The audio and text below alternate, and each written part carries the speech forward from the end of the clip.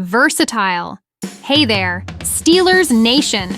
Ready for another dose of hot news about our beloved Pittsburgh Steelers? Stick around until the end because the last piece of news will have you on the edge of your seat. Hi, I'm Tuka, the most passionate Steelers fan you'll ever meet. This is Tuka Steelers News, your channel for everything happening with our favorite team. Before we get started, make sure to hit that like button and subscribe to the channel so you don't miss any Steelers updates. And don't forget to ring the bell to get all the notifications. Made by Your Name Date Your Channel. Hey everyone, did you know that our quarterback, Russell Wilson, still has one of the most accurate arms in the NFL? That's right. According to Warren Sharp from Sharp Football, last year when he was still with the Broncos, he had the 5th lowest rate of incompletions due to inaccuracies. This information was originally posted on Steelers Now by Chris Ward. Let's compare with other QBs. Deshaun Watson topped the list of inaccurate passes with almost 44%. Our own Kenny Pickett was at 35%. And Justin Fields, he was around 20th place with 31%. But check this out. Fields had some issues during the preseason. Ray Fittipaldo from the Pittsburgh Post-Gazette mentioned that he was inconsistent in OTAs and minicamp practices. From what I saw, Fields had a month of spring training, and while he's an incredible athlete, the criticisms about him proved to be true. He's not very accurate with the ball. His pass placement isn't the best, and I see this team as Russell Wilson's team. Nick Farabaugh, also from Steelers Now, pointed out that this inconsistency from Fields was most apparent in the intermediate range. On short and long throws, he was okay. But in the middle of the field, especially outside the numbers, he was all over the place. Wilson, on the other hand, didn't have this problem. Unless something unexpected happens, our beloved Russell Wilson will be the starting QB in Week 1 against the Falcons. It's his job to lose. I'm very pleased with what I've heard about Russ, said Jeremiah on The Rich Eisen Show. I know there's a lot of talk about him and Justin Fields, but the job is Russell Wilson's. Everything I've been told, they're impressed with how he's throwing with anticipation. And there's more, folks.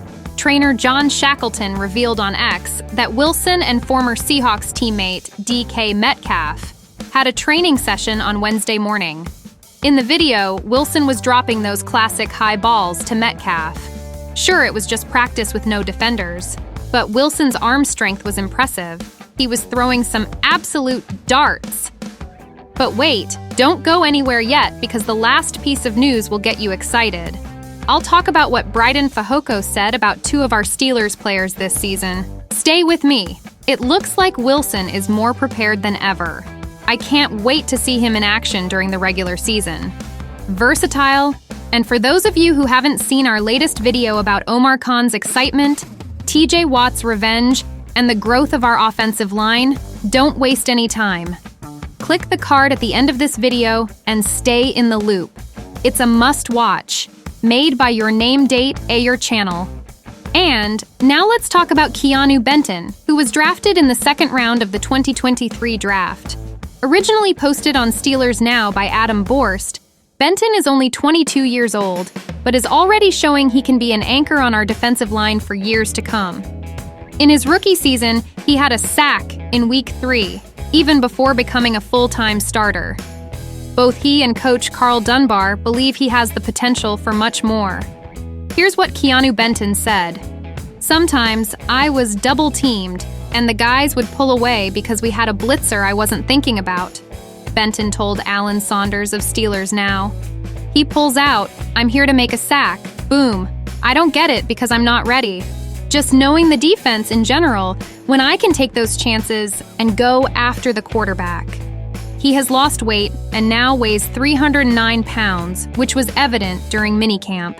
Benton said, "I've shed a few pounds. I feel good."